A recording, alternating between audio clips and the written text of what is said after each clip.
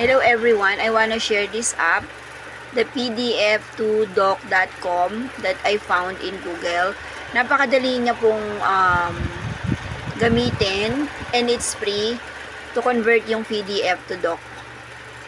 Kesa po dun sa ibang procedure na nakikita natin sa YouTube. This is much easier, like very easy po talaga. So, we're going to click the upload files. And then we're going to look for let's see any PDF. Hanap po tayo ng mga PDF dyan. So we have here Arta. So I'm gonna click this file na may PDF and then I will open. So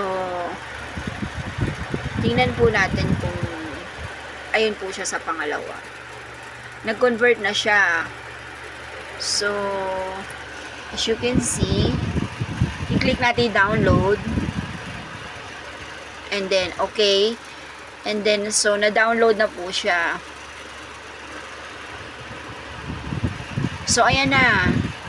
Ano na siya? Nasa Word na siya.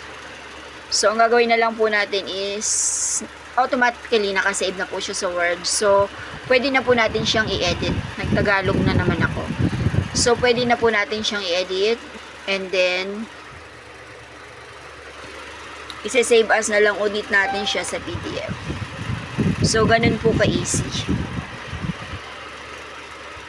So, see you again sa next tutorial and I hope you find it helpful.